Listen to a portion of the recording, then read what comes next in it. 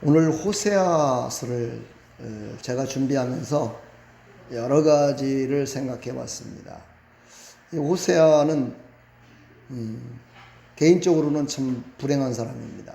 왜냐하면 다른 사람들이 죄를 짓고 다른 사람들이 받아야 될 거를 심판을 받아야 될 거를 호세아가 다 받습니다.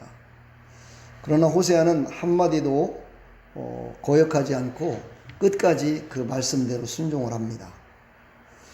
이 호세아는 BC 한 750년경에 활동했던 그런 선지자입니다. 750년경이면 지금으로부터 약 2750년, 60년경이겠죠. 그때 활동을 했었는데 이 시대는 남과 북이 갈라진, 이스라엘이 갈라진 그런 시대였습니다.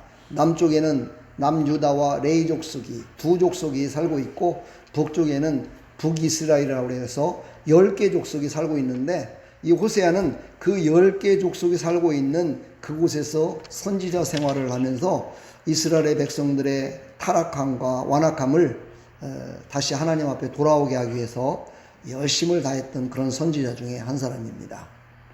오늘 이 호세아서를 통해서 우리에게 주신 생명의 말씀이 우리를 깨닫게 하고 그리고 우리를 새롭게 하는 능력 있는 말씀이 되었으면 참 좋겠습니다.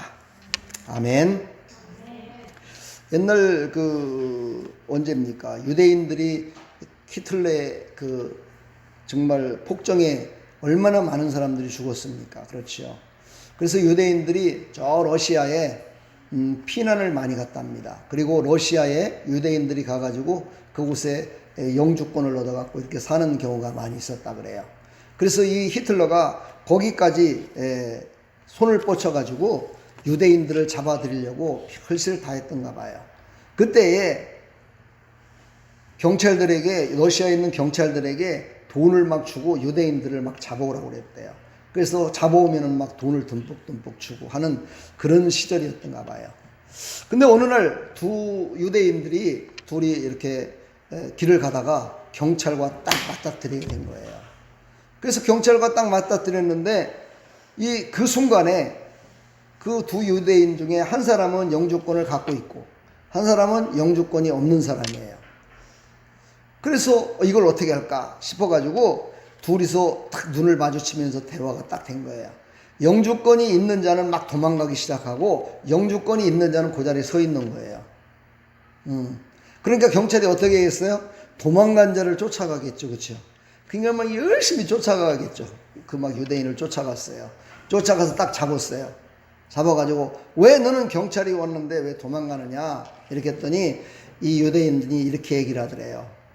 제가 지금 몸이 아파서 병원에 갔는데 의사가 말하기를 약을 먹고서는 달리기를 많이 해야 그래야 낫는다고 해서 막 달렸다고. 그래 너는 그럼 달렸다 치자. 그래도 어떻게 경찰이 쫓아오는데 네가 달릴 수 있냐 그랬더니만은 아이고 저 경찰 아저씨도 병원에 가갖고 의사 선생님이 약을 주고서 약 먹고서 달리라고 한 줄 알고 같이 달리는 건 줄 알고 그냥 달렸다고 그렇게 얘기를 하더래요. 유대인들은요 늘 웃고 즐기려고 하는 그런 마음을 갖고 삶을 살아갔다는 거예요. 그 고통 가운데서도 그 힘든 가운데서도 그 마음은 하나님이 주신 마음일 거예요. 그렇죠? 우리도 이 땅에 살아가면서 힘들고 어려울 때가 얼마나 많습니까? 우리를 고통스럽게 하는 것들이 많죠. 그때에도 웃고 즐기며 기뻐하려고 살아가는 하나님의 백성들이 다 되기를 간절히 축복합니다. 예. 좀 전에 얘기했듯이 호세아는 그 시대의 북이스라엘의 선지자였습니다. 이때는 여로보암 2세라고 그러죠. 여로보암 2세 시대였는데 이때는 경제적으로 최고의 전성기를 누리는 정말 호황을 누리는 그런 삶을 살아가는 것이 바로 북이스라엘의 모습이었습니다. 근데 이렇게 잘 먹고 잘 살기 때문에 하나님을 잃어버리고 살았어요. 참 신기하죠. 그렇죠? 왜 잘 먹고 잘 살면 사람들이 하나님을 잃어버릴까요? 그런데 핍박과 고통 중에 있으면 하나님을 더 잘 믿어요. 이 이유가 뭘까요? 이것은요, 저희가 볼 적에는 하나님 편에서 봤을 적에는 하나님께서 그때에는 더 우리에게 더 강력한 능력으로 임하셔서 우리를 견고하게 서기 위한 하나님의 방법일 것이고 우리 측에서 봤을 때에는요, 모든 것들을 믿을 게 없고 모든 것들을 따를 게 없어요. 그래서 보이진 않지만 그 하나님을 찾으면 하나님께서 뭔가를 도와주실 거다 생각하고 그리고 하나님을 찾는 것 같아요. 사랑하는 여러분, 우리는 눈에 보이는 것을 찾는 것이 아니라 눈에 보이지 않는 하나님을 찾는 이런 이스라엘 백성들처럼 이렇게 살아가기를 축복합니다. 그래서 하나님께서는요, 이들을 돌이키기 위해서 호세아 선지자를 세웠습니다. 그래서 호세아 선지자를 통해서 호세아 선지자가 겪는 모든 일들을 백성들이 보면서 우리가 바로 저런 모습이구나 라를 깨닫게 하기 위해서 호세아 선지자를 세워서 오늘 1장 1절서부터 9절까지를 쭉 보게 되면 참으로 호세아에게 엄중한 경고지만 참으로 우리로서는 도저히 순종할 수 없는 그런 일들을 하나님이 명령하십니다. 하나님께서 호세아를 불러서 그럽니다. 너는 앞으로 이제 결혼할 건데 결혼할 때 그냥 정숙한 여자, 하나님을 잘 믿는 백성이 아니라 음란한 여자를 맞이해서 그 여자로 말미암아 자식을 낳아라. 이렇게 명령을 합니다. 그래서 호세아는 바로 순종을 해서 3절에 보니까 어떻게 합니까? 이에 그가 가서 디볼라임의 딸 고멜을 맞이하였더니 고멜이 임신하여 아들을 낳으매 이렇게 해갖고요, 바로 순종을 함으로 말미암아서 그 여인과 결혼을 합니다. 결혼을 했는데 그 첫 번째 아들이 누구냐면은 첫 번째 아들이 이스라엘입니다. 그는 하나님이 파종하다라는 뜻을 갖고 있는 이름을 갖고 있었는데 이 이스라엘은 바로 이스라엘의 타락된 이름입니다. 어떻게 보면 타락된 음란한 삶을 살아가는, 하나님을 섬기지 않고 우상을 숭배하고 다른 것들을 섬기며 살아가는 그런 모습의 사람을 지칭하고 있습니다. 그러면서 5절에 보니까 이스라엘의 활을 꺾어버렸다라고 이렇게 말씀하십니다. 이것은 바로 이스라엘을 망하게 하시겠다라는 뜻입니다. 너희들은 이제 완전히 망하게 만들 것이다 라는 것을 말씀하시면서 이제 또 딸을 낳게 됩니다. 딸을 로호라마 하마라는 이름을 줬는데 궁유를 받지 못하다라는 뜻을 갖고 있는 그런 이름을 갖고 태어났어요. 그 딸이. 그래서 내가 다시는 이스라엘을 회복시키지 않겠다, 이것을 갖다가 말씀하시는 거예요. 7절 8절을 보니까 그러나 내가 유다 족속을 궁휼히 여겨 그들의 하나님 여호와로 구원하겠다. 하나님 참 이상하시죠, 그렇죠? 어떻게 구원하지 않겠다, 궁휼을 베풀지 않겠다 하면서 또 다시 또 구원해 주겠다 이렇게 말씀을 하세요. 그러면서 9절에 또 다시 또 말씀하십니다. 아들을 낳음에 로암미라 이렇게 했어요. 너희는 내 백성이 아니다 라는 뜻이에요. 너희는 내 백성이 아니다, 나는 너희 하나님이 아니다, 이런 뜻이죠. 왜 하나님께서는 구원해 주겠다 했다가 구원하지 못하겠다고 하고 너는 내 백성이 아니다라고 하고 이렇게 얘기를 했을까? 이거는 바로 이스라엘 백성들의 배교와 우상숭배가 하나님 앞에 와서는 하나님 살려주세요 했다가 금방 내 마음이 변해갖고 또 가갖고 우상숭배하고 우상숭배하다가 또 하나님 앞에 와서 또 이렇게 하고, 이런 변덕스러운 마음을 알려주시기 위해서 하나님이 이렇게 호세아 선지자에게 명령했던 내용입니다. 자, 오늘 제가 핵심으로 전해야 될 말은 회복입니다. 회복은 얼마나 좋은 걸까요? 여러분, 회복시켜서 나의 모든 삶이 하나님께 드려지는 영광된 삶을 살았던 사람들은 자기가 지금 그렇지 못하게 사는 그런 삶을 살아가고 있다면 정말 회복이라는 것이 얼마나 행복한 것인가를 알 수 있어요. 그러나 회복의 삶을 살았지 않았던, 다시 말해서 하나님의 품 안에서 하나님과 함께 이렇게 정말 동행하며 살지 않았던 사람들은 회복이라는 단어가 별로 와닿지 않습니다. 오늘 우리에게 주시는 이 회복의 역사 어떻게 이루어졌는지를 꼭 깨달으시고 큰 은혜 가운데 우리도 다 회복되기를 간절히 축복합니다. 오늘 10절 11절을 읽었습니다. 거기에 보니까 그러나라는 말이 나옵니다. 오늘 여기 본문 1장 1절서부터 11절까지 그러나라는 말이 2번 나옵니다. 7절에도 나오고 10절에도 나옵니다. 그러면은 여기 보니까 7절에 나왔던 그러나는 어떤 얘기이기 때문에 그러나라고 말씀하셨을까를 깨달으셔야 되고, 10절에는 왜 그러나를 거기에 포함됐을까, 요거를 잘 이해를 하시면 우리의 삶 가운데 이것이 적용된다면 큰 은혜 가운데 살아갈 줄 믿습니다. 아멘. 7절에 그러나는요, 유다의 형제의 궁휼하심을 기억하셨다는 거예요. 무슨 말인지 이해가 잘 안 되죠? 유다는 누굽니까?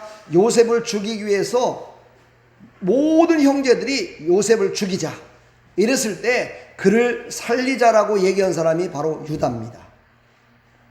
유다라는 사람은 야, 우리가 형제를 죽여서 무슨 소용이 있겠냐, 그 형제를 살리는 게 낫지, 우리가 왜 형제를 죽이냐, 우리가 형제를 살려야지 이러면서 모든 형제들을 설득을 시켜서 그 요셉을 살리는 일에 쓰임받은 사람이 바로 유다입니다.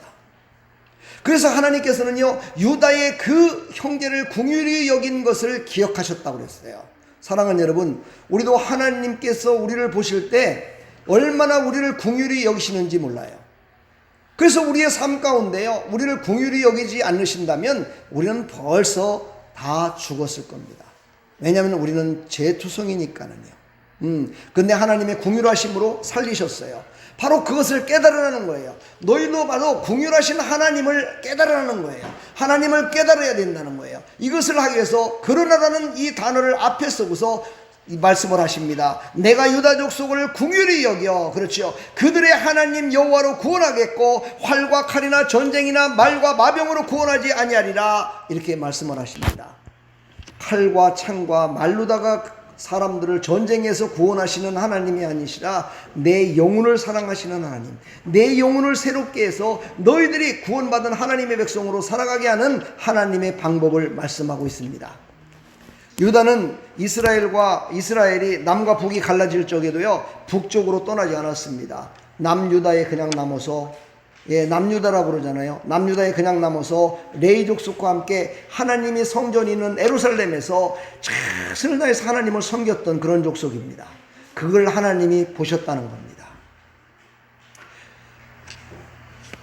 하나님께서는요, 우리의 삶 가운데 보면은요, 우리가 괴롭고 힘들 적에 어딘가를 향하고 싶고 어딘가로 가서 내 마음을 평안케 하고 싶고요, 내 마음에 응어리진 것을 풀고 싶은 그런 마음이 생길 때가 있습니다. 그때 바로 유다 족속은 어디를 갔느냐면요, 바로 하나님의 성전이 있는 예루살렘으로 갔다는 거예요. 그것을 하나님은 알고 계시다는 거예요. 그 마음을 알고 계시다는 거예요. 사랑하는 여러분, 여러분들도 삶을 살아가는 동안에 이 말씀을 적용시켜서 승리하는 삶을 살아가기를 간절히 축복합니다. 그리고 유다 족속은요, 다윗의 왕가에 약속하신 언약을 기억하셨다는 거예요. 다윗 왕가는 바로 유다 족속에서 다윗의 왕가가 나왔는데 그것을 하나님은 기억하셨다는 거예요. 우리의 삶 가운데서도 하나님의 기억에 남는 자가 되기를 축복합니다. 기억 속에 남는 자가 돼야 돼요. 하나님의 기억 속에 없는 자가 아니라 하나님의 기억 속에 남는 자. 하나님은 언젠가는 그것을 통해서 우리에게 회복의 역사를 주시겠다 오늘도 말씀하고 계십니다. 하나님은 이것을 선하게 보신 것입니다. 할렐루야. 남에게 긍휼을 베풀어 주신 거. 왜요? 하나님의 속성이 긍휼하심이거든요. 그렇지요? 하나님은 갈라지는 하나님이 아니라 하나로 모이시는 하나님이시거든요. 그래서 하나님의 속성에 맞게 살아갔던 하나님의 백성들의 그 모든 것들을 하나님은 기억하신다는 사실입니다. 여러분, 하나님은 어떤 분이시를 여러분들은 깊이 깨닫는 하나님의 사람들이 되기를 축복합니다. 하나님은요, 복을 주시는 하나님이시지 복을 갖다가 갈라지게 하고 뺏어가는 하나님이 아니심을 믿으시길 간절히 축원합니다. 이 시대에도 하나님은 뜻은 작은 곳에서 시작하여 창대케 됨을 볼 수가 있습니다. 이 유다의 요셉을 살려준 그것 때문에 요셉은 창대케 되는 역사를 애굽 땅에서 이룬 다음에 430년이라는 기나긴 세월 동안에 그곳에서 이스라엘이 번성하고 번성해서 가나안 땅으로 인도되는 그런 역사를 우리는 출애굽을 통해서 알 수가 있습니다. 사랑하는 여러분, 나 하나의 작은 씨앗이 점점점 자라나서 창대케 됨을 믿으시기를 간절히 축원합니다. 나의 작은 순종이 실천해서 하나님의 뜻을 이루는 그런 열쇠가 됨을 여러분은 또한 믿으시기를 간절히 축복합니다. 나의 작은 예배 한 번의 예배가 많은 영혼들을 구원할 수 있는 그 통로를 여는 예배가 되기를 축복합니다. 나의 작은 기도 하나가 많은 영혼들을 살리는 기도가 되기를 축복합니다. 나의 봉사 하나가 많은 사람들을 새롭게 하는 그런 봉사가 되기를 축복합니다. 내가 하나님을 바라보며 나가는 그 작은 발걸음 그 하나가 많은 영혼들을 하나님의 품으로 발걸음을 인도하는 그런 발걸음이 되기를 축복합니다. 아멘. 오늘 10절에 그러나가 나옵니다. 10절에 그러나는요, 이스라엘 자손이 수가 바닷가의 모래알같이 되어서 헤아릴 수도 없고 셀 수도 없을 것이며, 전에 그들에게 이르기를 너희는 내 백성이니라 아니하리라 한 그곳에서 그들에게 이르를 너희는 살아계신 하나님의 아들이라 일컬으신다고 말씀하십니다. 사랑하는 여러분, 하나님은요 심판하시고 징계하시는 하나님이십니다. 근데 그 안에는 뭐가 있느냐면요, 사랑이 있어요. 사랑을 가득 품고 계세요. 그래서 세상의 죄악 속에서 하나님을 떠나 살았고, 하나님이 없는 것 같이 살았고, 하나님보다 세상의 지혜와 지식을 더 사랑했고, 하나님보다 사람을 믿고 사랑했고, 하나님보다 돈과 명예를 좋아했고, 하나님보다 지식과 우상을 숭배했으며, 하나님보다 내가 하는 것이 더 우선이라고 생각하고 살고, 하나님보다 먼저 일을 저질러버리고 하나님께 간구했던 그런 모습들, 하나님보다 앞서갔던 그런 모습들, 하나님을 신뢰하지 않았던 그런 모습들. 근데 하나님은 그를 징계하면서 그를 어떤 것으로 징계하느냐면요, 하나님의 사랑을 알게 하는 모습으로 그들을 징계한다는 사실이에요. 제가 요즘 시대를 보면서 그런 생각을 해봤습니다. 지금 많은 사람들이 마음이 다 갈라져 있어요. 어떤 사람은 좌측, 어떤 사람은 우측, 어떤 사람은 오직 돈만 벌기 위해 살고, 어떤 사람은 돈보다는 명예를, 마음들이요 다 갈라져 있어요. 이 갈라진 모든 것들을 하나 되게 할 수 있는 방법이 무엇일까? 나름대로 기도하면서 생각해 보니까는요, 방법이 안 나오더라고요. 하나님께서만 하실 수 있겠더라고요. 근데 여러분 그거 아십니까? 남유다와 북이스라엘은 한 행주였습니다. 그들이 갈라졌습니다. 그리고 그들이 하나 되기 위해서는요, 그들이 화해를 내고 하나로 뭉쳐 살아야 되는데 절대 그러질 않았습니다. 그래서 하나님께서는요, 그들을 어떻게 하나 되게 하셨냐면요, 저 이방 민족을 써서 그들을 멸망시켰다는 사실이에요. 예, 북이스라엘을 멸망시켜 버렸어요. 남유다를 멸망시켰어요. 그리고서는 어떻게 됐냐면요, 그 멸망시킨 나라로 말미암아 남과 북이, 남유다와 북이스라엘이 자기도 뭐 합쳐지고 싶어서 합쳐진 것도 아니고, 합쳐지기 싫어서 헤어진 것도 아니고, 예, 이방 나라에 그 멸망을 당하니까 어찌할 수 없어서 합쳐지는 그런 모습을 성경을 통해서 우리는 봅니다. 이게 얼마나 큰 비극입니까, 여러분? 사랑하는 여러분, 우리는 남유다와 북이스라엘이 하나 돼서 하나님의 사랑으로 하나 돼서 그들의 징계를 받아 하나 됐던 모습을 우리는 바라보면서, 우리는 하나님 앞에 징계를 받을 때 감사하며 받는 사람, 그리고 하나님께 징계를 받지 않기 위하여 하나님의 뜻이 무엇일까를 바라보며 나가는 사람, 그런 사람을 하나님은 기뻐 받으시고, 지금 당장은 하나님께서 많은 것으로 주시지 않는다 손 치더라도 대대손손 만대까지 헤아릴 수 없는 사랑을 우리에게 베풀어 주신다고, 회복의 역사를 베풀어 주신다고 오늘도 우리에게 말씀하고 계시는 겁니다. 사랑하는 여러분, 우리는 하나님의 사랑 앞에 감사하며 살아가시기를 간절히 축복합니다. 원수 마귀의 독약이 뭔지 아십니까? 원수 마귀들을 물리치는 독약은 바로 하나님의 사랑입니다. 우리의 혈과 육으로는 되지 않습니다. 우리의 힘으로는 되지 않습니다. 우리의 능으로는 되지 않습니다. 하나님의 사랑이 그들에게 들어가면 그들의 마음이 확 열려져 버립니다. 하나님의 사랑이 그들의 마음 가운데 들어가면 강박했던 마음이 쫙 풀어져 버립니다. 저도 목회를 하면서 참 어떤 때는 하나님은 사랑이시라는데, 하나님의 사랑은 어떤 때는 너무 격하게 사랑하시는구나 하는 걸 느낄 때가 있어요.